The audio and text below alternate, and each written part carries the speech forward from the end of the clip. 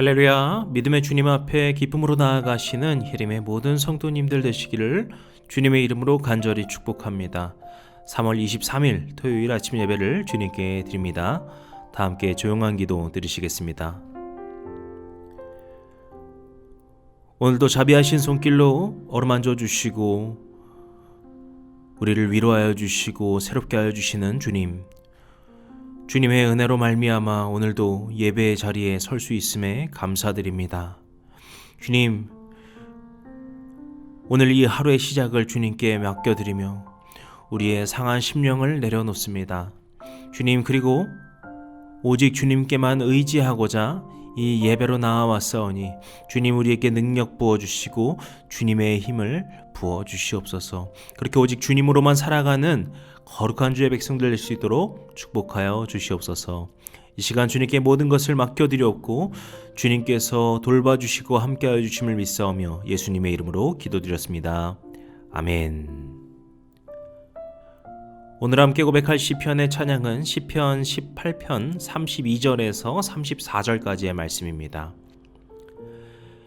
이 하나님이 힘으로 내게 띠띠우시며 내 길을 완전하게 하시며 나의 발을 암사슴 발 같게 하시며 나를 나의 높은 곳에 세우시며 내 손을 가르쳐 싸우게 하시니 내 팔이 놋 활을 당기도다.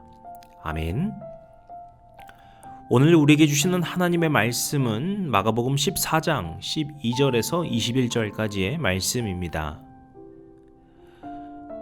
무교절의 첫날 곧 유월절 양 잡는 날에 제자들이 예수께 여짜오되 우리가 어디로 가서 선생님께서 유월절 음식을 잡수시게 준비하기를 원하시나이까 하매 예수께서 제자 중에 둘을 보내시며 이르시되 성내로 들어가라. 그리하면 물 한 동이를 가지고 있는 사람을 만나리니 그를 따라가서 어디든지 그가 들어가는 그 집 주인에게 이르되 선생님의 말씀이 내가 내 제자들과 함께 유월절 음식을 먹을 나의 객실이 어디 있느냐 하시더라 하라. 그리하면 자리를 펴고 준비한 큰 다락방을 보이리니 거기서 우리를 위하여 준비하라 하시니 제자들이 나가 성내로 들어가서 예수께서 하시던 말씀대로 만나 유월절 음식을 준비하니라. 저물매 그 12를 데리시고 가서 다 앉아 먹을 때에 예수께서 이르시되 내가 진실로 너희에게 이르노니 너희 중에 한 사람 곧 나와 함께 먹는 자가 나를 팔리라 하신대 그들이 근심하며 하나씩 나는 아니지요 하고 말하기 시작하니 그들에게 이르시되 12 중에 하나 곧 나와 함께 그릇에 손을 넣는 자니라. 인자는 자기에 대하여 기록된 대로 가거니와 인자를 파는 그 사람에게는 화가 있으리로다.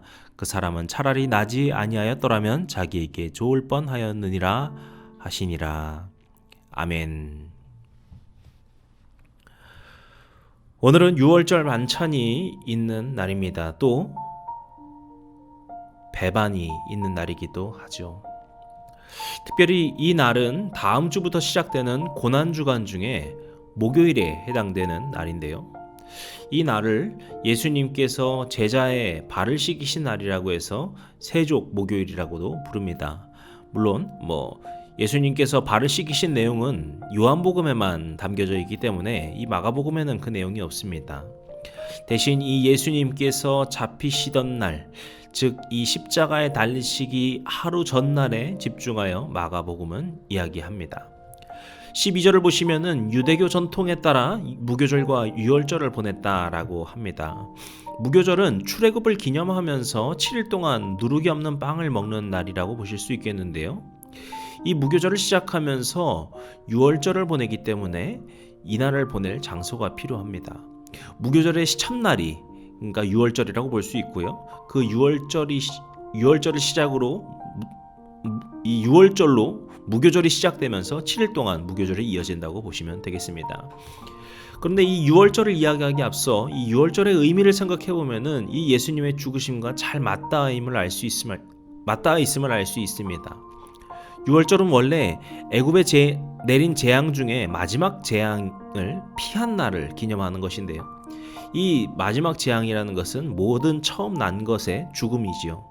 하지만 하나님께서는 이스라엘 백성들에게 이 재앙을 피할 방법을 알려주시는데요. 그것은 바로 양의 피를 문설주에 바르라라는 것입니다. 근데 양의 피를 바른다는 것은 무슨 말입니까? 그 양을 죽인다라는 것이죠. 그 양을 죽이고 그 피를 문설주에 발라 그 피를 통하여서 그 가정이 그 죽음을 피하게 된다라는 것이 이 유월절의 의미이겠습니다. 그래서 이 죽음을 거치지 않고 이 죽음이 유월되었다, 지나가게 되었다라는 것이 바로 유월절입니다. 여기서 이 유월절 양의 죽음과 예수님의 십자가 죽음이 정말 비슷한 원리로 되고 있음을 알 수 있습니다. 그래서 우리가 예수님을 유월절의 어린 양이라고도 부르는 것입니다. 이렇듯 유월절이 다가왔다는 것 자체가 이제 예수님의 죽으심이 다가왔다라는 것이고, 이 유월절이 상징적인 것처럼, 이 유월절의 상징처럼 예수님의 죽으심이 이제 찾아온다라는 것을 우리가 알 수 있겠습니다. 아무튼 그래서 예수님께서는 제자들에게 예비된 사람을 알려주셔서 그 예비된 사람을 통하여서 다락방에 모여 이 유월절을 준비하고 보내게 됩니다. 16절에 보시면은 이제 유월절 음식을 제자들이 준비한다라는 이야기가 있는데요. 이날 맛있는 빵이나 막 만찬을 즐기는 날은 아닙니다. 말씀드린 것처럼 누룩 없는 빵이라는 것은 부풀지 않는 딱딱한 빵이기 때문에 별로 맛있는 것도 아니고요. 그날 기념하는 것 자체가 막 이런 축제를 기념하는 것이 아니기 때문에 막 그 배부르게 먹는 날은 아닙니다. 그럼에도 불구하고 엄연히 축제이죠. 주님께서 구원하신 날이기 때문에. 그래서 막 맛있는 걸 먹지는 않더라도 그들에게는 기쁨을 느끼고 즐거워하는 날입니다. 그래서 제자들도 그날을 즐겁게 또 왁자지껄하게 준비하고 있을 것이고 그렇게 보내고 있었을 것입니다. 그런데 그렇게 다들 준비하고 막 즐기고 있는 가운데에서 예수님이 충격적인 말씀을 18절에 하시게 되죠. 너희 중에 한 사람 곧 나와 함께 먹는 자가 나를 팔리라. 지금 이 자리는 예수님과 함께 해왔던 그 제자들이 모여있는 곳입니다. 그런데 그렇게 예수님과 동고동락을 해왔던 제자 중 한 사람이 예수님을 판다라니, 이게 무슨 말입니까? 아마 이들에겐 예수님을 판다는 말 자체가 무슨 말인지조차 이해하기 어려웠을 것입니다. 그런데 이후에 19절을 보시게 되면은 제자들이 모두 한 사람 한 사람씩 예수님께 이렇게 묻습니다. 예수님, 나는 아니지요? 이것은 그냥 질문하는 것으로 보실 수 있겠지만요, 이것을 원어로 보시게 되면은요, 이것은 상대에게 부정의 대답을 기대하는 표현법입니다. 그러니까 제자들이 한 사람씩 와서 예수님께 나는 아니지요 라고 묻는 것은 예수님께 너는 아니야 라고 하는 그 부정 대답을, 그 확증을 바라면서 물었다라는 것입니다. 그런데 이걸 알고 생각해보고 보시면 어떻습니까? 이 장면 참 안타깝고 비로한 장면이기도 합니다. 이 제자들의 모습이 어떠했을까요? 주님, 저 배신자 아니죠? 저 아니죠? 저 아니라고 좀 말해주세요. 그렇게 자신을 검증받고 인정받기 원하면서, 또 한편으로 어땠을까요? 제자들을 서로 의심의 눈으로 바라보면서 그럼 제가 배신자인가? 제가 배신자인가? 이렇게 하고 있는 상황은 아닐까요? 자신들이 예수님을 끝까지 따를 제자들이라는 확신조차 없어서 주님께 자신이 배신자가 아닙니다, 주님 그렇게 말씀해 주세요 라고 그런 확증을 바라고 있는 그들의 모습. 그들의 모습에는 진정한 제자의 모습이 아니라 이름만인 제자의 모습을 볼 수 있습니다. 그들에게 필요한 것은 나는 아니지요라는 그 질문에 대한 예수님의 대답이 아닙니다. 그 나는 아니지요라는 질문에 대한 자기 스스로 대답이 필요한 것이죠. 베드로는 어떻습니까? 베드로는 모두가 주님을 버릴지라도 자신은 그렇지 않겠습니다라고 말했지만 예수님께서는 베드로에게 너가 달기 울기까지 3번 나를 부인할 것이다 말씀하십니다. 그리고 베드로는 그 예수님의 말씀대로 그렇게 주님을 도망하였고 주님을 3번 부인하게 됩니다. 이처럼 저는 그렇지 않겠습니다, 너는 그렇지 않을 거야 라는 말이 중요한 것이 아니라 그들의 삶이 중요했다라는 것이죠. 하지만 이것은 단순히 제자들을 비판하기 위해 말씀드리는 것이 아닙니다.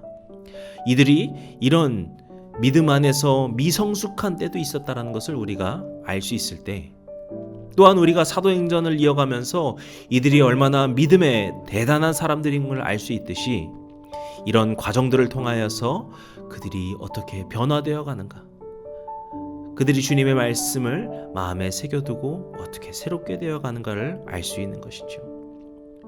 그래서 한편으로는 이 제자들의 미성숙한 모습은 우리들에게 소망이 되기도 합니다.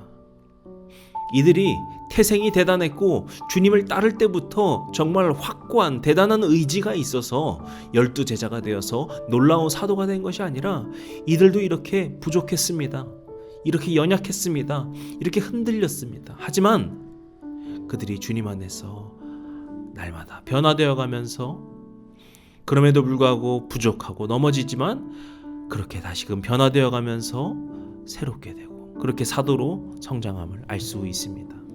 사랑하는 성도 여러분, 오늘 우리도 그런 소망을 가지고서 우리가 이런 도전을 가지고 함께 기도하며 나아가길 원합니다. 주님, 우리가 믿음의 말로 살아가는 것이 아니라 믿음의 실천으로, 믿음의 삶으로 살게 하여 주시옵소서.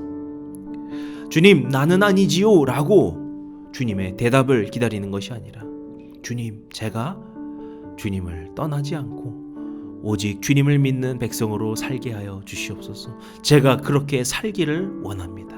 그런 믿음의 결단 가지고 살아가시는 주님의 믿음의 백성들 되시는 오늘 하루의 믿음의 발걸음 되시기를 주님의 이름으로 간절히 축복합니다. 기도하시겠습니다. 주님께서 오늘 우리의 하루의 삶을 인도하시고 우리의 발걸음을 인도하여 주심을 믿으며 감사드립니다. 주님, 오늘 우리의 하루에 모든 순간순간이 주님께 기쁨이 되고 찬양이 되는 고백이 되게 하여 주시고 오늘 우리의 삶의 모든 순간 가운데 주님을 예배하고 우리의 삶을 통하여서 주님을 높이는 모두가 되도록 도와주시옵소서. 여전히 부족하고 여전히 흔들리지만 주님 안에서 한 걸음 한 걸음 나아가는 믿음의 제자들 되도록 도와주시옵소서. 모든 말씀 예수님의 이름으로 기도드립니다. 아멘. 주기도문 함께 들으시고 이제 오늘 예배를 마치도록 하겠습니다. 하늘에 계신 우리 아버지여, 이름이 거룩히 여김을 받으시오며 나라 임하옵시며 뜻이 하늘에서 이룬 것 같이 땅에서도 이루어지이다. 오늘날 우리에게 일용할 양식을 주옵시고 우리가 우리에게 죄진 자를 사하여 준 것 같이 우리 죄를 사하여 주옵시고 우리를 시험에 들게 하지 마옵시고 다만 악에서 구하옵소서. 나라와 권세와 영광이 아버지께 영원히 있사옵나이다. 아멘.